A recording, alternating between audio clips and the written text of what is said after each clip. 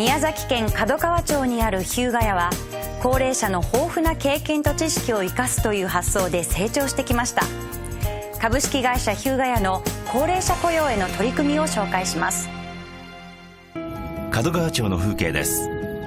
九州東部に位置する宮崎県門川町は、日本有数の美しい海岸線で、玄界灘、遠州灘とともに日本三大灘の一つにも数えられる日向灘に面した町。地元の主な産業は漁業、水産加工業。また自然に恵まれ、多くの釣り人やサーファーが訪れます。日向屋の外観です。この町で積極的な高齢者雇用に取り組む会社がこちらの日向屋。日向屋は高齢者雇用の取り組みが評価され、平成22年2010年度の高年齢者雇用開発コンテストで厚生労働大臣表彰特別賞を受賞。こちらは代表取締役の請関さん。平成7年1995年に社員4名でスタートした会社は、平成19年2007年に社名を日向屋に改め、現在従業員数およそ70名、2つの工場を持つ会社に成長しました。従業員の割合のグラフです。日向屋の従業員の割合です。20歳代から40歳代がそれぞれおよそ 20% ずつと、60歳代以上もおよそ 20% を超えています。また70歳代の従業員は4名在籍しています。社長の請関さんです。私の場合は、15年前にサラリーマンから脱サラで創業しましたので、創業当時組織も小さいですので、こちらから労働力を選ぶという立場で仕事に来ていただくという姿勢でしたので、地元の近くの高齢者の人たちに集まってきてもらってですね、その人たちに働いてもらいながら、声をかけてもらって友達集めてもらってと、そういう形での労働力確保から始まったものですから、それの延長線上ですかね。今も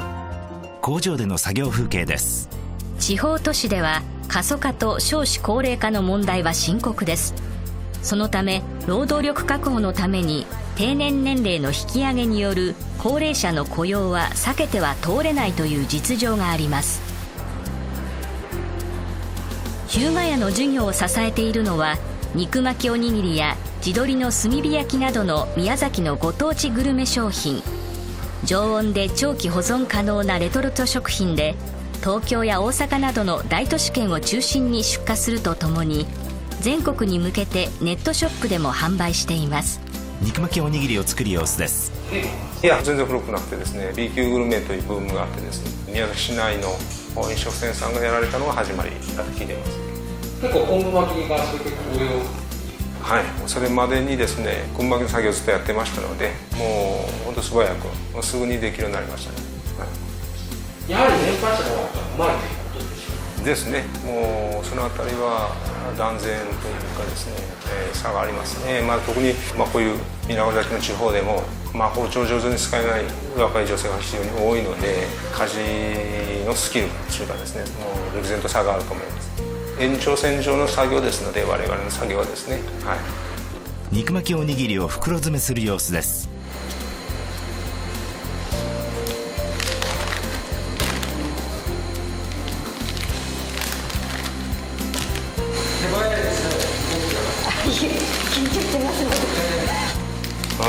働き者でしょう、やはり。私この地元、この小学校で出ますけど、生まれも育ちもです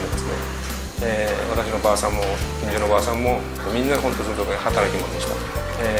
特に女性、働き者の女性多いですね、宮崎の女性。パック詰めされた肉巻きおにぎり。高齢者雇用について。メリットだけではないです。デメリットもあります。高齢者雇用はですね、ですがメリットの方を申し上げると、出勤日数ですね。会社の事情をまず第一に考えて、いただける方が多いので、若い女性、子育て中の女性とかのですね、急な事情で欠勤した時には代わりに出ていただいたりとか、そういう部分のメリットが多いです。あとはですね、段取り力ですね。やはり昔から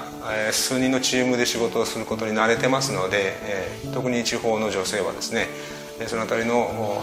作業を始める前の段取りとか、そういうのを第一に考えてですね作業してくれます。はい。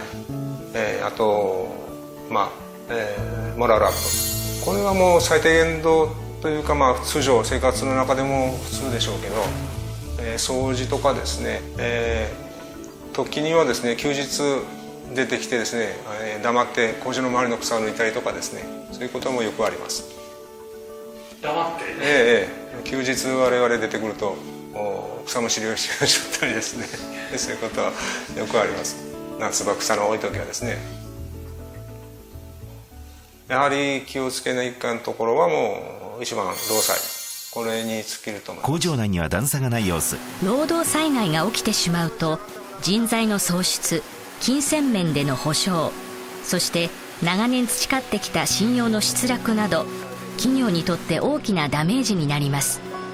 特に加齢とともにどうしても体力が衰えるため、高齢者の仕事中の事故のリスクは高くなる傾向があります。日向屋は常にそのリスクを抱えていることになります。だからこそ請関さんはいつも現場で細心の注意を払って従業員を見守っています。工場の床の段差の解消などのバリアフリー化もその一つです。労災が起きるとですね、まだ災害はないですが、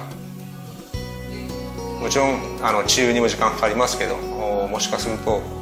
治らないこともありますので、やはりそういう高齢者になるとですね、それだけ絶対避けないといけないところでしょうね。高齢者雇用のメリットは、それはやはり今回のように形で取り上げていただいたりですね、マスコミ等でも何回か取り上げていただいたことがありますので、入社ご希望の方多いと聞いていますやはり会社の信用というかですね、特に今、事業所はですね、経営がですね、地元のに及ぼす影響とか注目されてますので、見えない部分とか見える部分と両方でもメリットがあると思います。従業員の方です。休憩時間になると皆さん工場横の建物に集まってきます。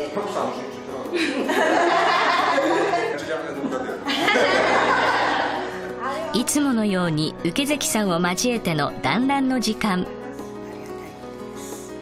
70歳代の横井さんと水永さんにお話を伺いました。職場の環境ってどうですか？すごくいいです。例えばどういうところ？もうみんなが和気あいあいで、もう楽しいばっかりです。若い人が元気が良くて、もう何でもしてくれますね。もう私たちにはもう重いものも抱えさせてよくしてくれます。ありがたいことです。もうとてもいいですねもう言うとこないですみんな本当私たちを大事にしてくれてですね。同僚の皆さんは70歳代のお二人についてどう思っていますか？いるだけでふわーってなります元気です。すっごい元気。料理もすごい上手で、2人と習うばっかりです。すごく元気が良くて、私よりも元気がいいので、ちょっと私のが負けます日向屋のお母さんですそうですね、もう自分のところにじっとしておるよりかも働いて、お金も大事ですけど、人間関係が良いから、もう本当働く楽しいですね。そうですね、健康働くことによって元気をもらいます。社長さんに何か？息子みたいです。もうだから何でも遠慮なく言います、私は。はいあのことでも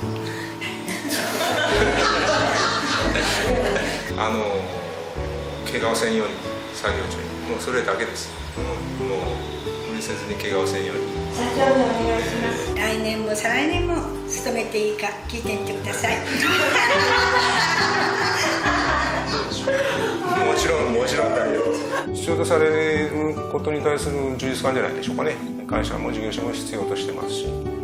本人たちもそれ十分分かってると思いますから、責任も勘を持って、仕事していると思いますよ。同じ作業場内にですね、3世代に近い人たちが一緒に仕事するということになると、不平不満というかですね、作業に対するこれはもうほとんどなくなりますね。どうしても体力的な負荷がかかる分は若い人たちが自分たちの仕事と思って取り掛かりますし、そういう人たちが、子供の都合で休む時は自分たちが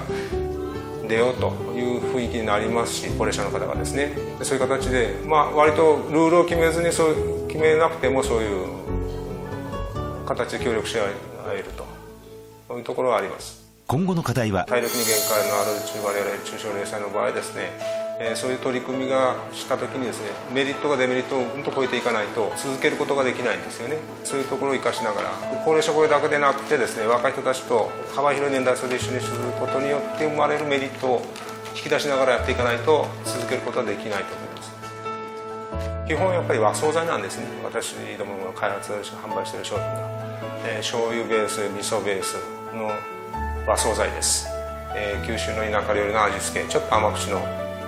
ほっとしていただけるような味付け、東京大阪の方々にアピールしながら商品開発販売しておりますので、その味付けとですね、高齢者の方々の知恵を借りながらですね、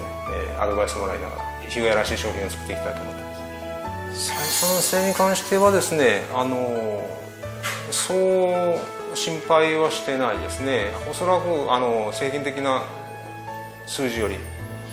下回ることはないと思います。もちろん作業が限られますが、限られた作業ならもう平均値下回ることはないと思います。そこはやはり我々が、製造業という形でさまざまな製造工程がありますので、仕事が存在することが技量の一つでもあると思います。高齢の従業員たちが作業する様子。平成25年2013年4月に改正された高年齢者雇用安定法では、65歳までの雇用を確保することが求められており、少子高齢化の急速な進行による労働力不足の観点から、女性、高齢者、障害のある人などの全ての人が社会を支える全員参加型社会の実現が求められています。この事例では、単に労働力確保の側面だけではなく、働く意欲のある高齢者の雇用を促進し、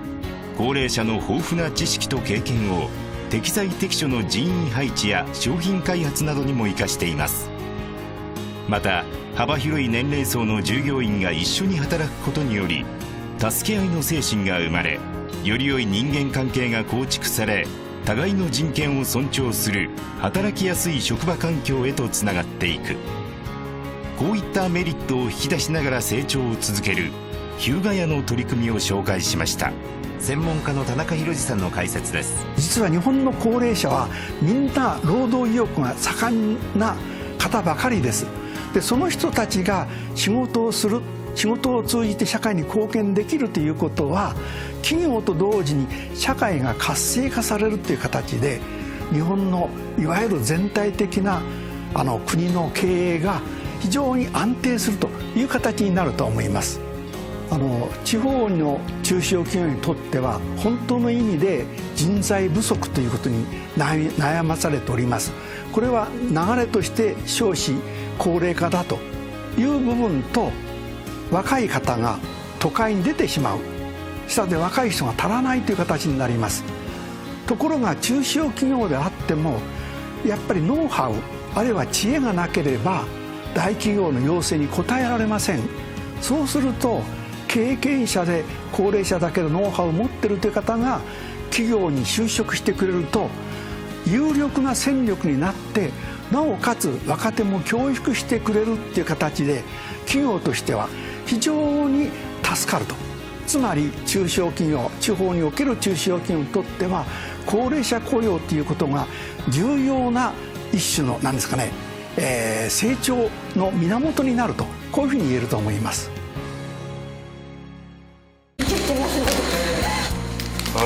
働き者でしょう、やはり。私この地元、この小学校で出ますけど、生まれも育ちもです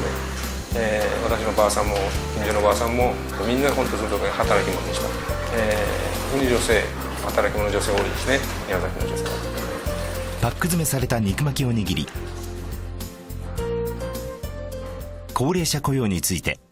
メリットだけではないです。デメリットもあります。高齢者雇用はですね、ですがメリットの方を申し上げると出勤日数ですね。会社の事情をまず第一に考えて、いただける方が多いので、若い女性、子育て中の女性とかのですね、急な事情で欠勤した時には代わりに出ていただいたりとか、そういう部分のメリットが多いです。あとはですね、段取り力ですね。やはり昔から数人のチームで仕事をすることに慣れてますので、特に地方の女性はですね、そのあたりの作業を始める前の段取りとか、そういうのを第一に考えてですね、作業してくれます。はい。あとモラルアップ、これはもう最低限度というか、通常生活の中でも普通でしょうけど、掃除とかですね。宮崎県門川町にある日向屋は、高齢者の豊富な経験と知識を生かすという発想で成長してきました。株式会社日向屋の高齢者雇用への取り組みを紹介します。門川町の風景です。九州東部に位置する宮崎県門川町は、日本有数の美しい海岸線で、玄界灘、遠州灘とともに日本三大灘の一つにも数えられる日向灘に面した町。地元の主な産業は漁業、水産加工業。また自然に恵まれ、多くの釣り人やサーファーが訪れます。日向屋の外観です。この町で積極的な高齢者雇用に取り組む会社がこちらの日向屋。日向屋は高齢者雇用の取り組みが評価され、平成22年2010年度の高年齢者雇用開発コンテストで厚生労働大臣表彰特別賞を受賞。こちらは代表取締役の請関さん。平成7年1995年に社員4名でスタートした会社は、平成19年2007年に社名を日向屋に改め、現在従業員数およそ70名、2つの工場を持つ会社に成長しました。従業員の割合のグラフです。日向屋の従業員の割合です。20歳代から40歳代がそれぞれおよそ 20% ずつと、60歳代以上もおよそ 20% を超えています。また70歳代の従業員は4名在籍しています。社長の請関さんです。私の場合は、15年前にサラリーマンから脱サラで創業しましたので、創業当時組織も小さいですので、こちらから労働力を選ぶという立場で仕事に来ていただくという姿勢でしたので、地元の近くの高齢者の人たちに集まってきてもらってですね、その人たちに働いてもらいながら、声をかけてもらって友達を集めてもらってと、そういう形での労働力確保から始まったものですから、それの延長線上ですかね。今も工場での作業風景です。地方都市では過疎化と少子高齢化の問題は深刻です。そのため労働力確保のために定年年齢の引き上げによる高齢者の雇用は避けては通れないという実情があります。日向屋の事業を支えているのは、肉巻きおにぎりや地鶏の炭火焼きなどの宮崎のご当地グルメ商品、常温で長期保存可能なレトルト食品で、東京や大阪などの大都市圏を中心に出荷するとともに、全国に向けてネットショップでも販売しています。肉巻きおにぎりを作る様子です。いや、全然古くなくてですね、 B 級グルメというブームがあってですね、宮崎市内の飲食店さんがやられたのが始まりだと聞いています。結構昆布巻きに関する応用、はい、それまでにですね、昆布巻きの作業をずっとやってましたので、もう本当素早く、もうすぐにできるようになりましたね。はい、やはり年配者の方がうまいということでしょうですね。もうそのあたりは断然というかですね、差がありますね。特に、こういう稲崎の地方でも、包丁を上手に使えない若い女性が非常に多いので、家事のスキルというかですね、もう歴然と差があると思います。延長線上の作業ですので、我々の作業はですね、はい、肉巻きおにぎりを袋詰めする様子です。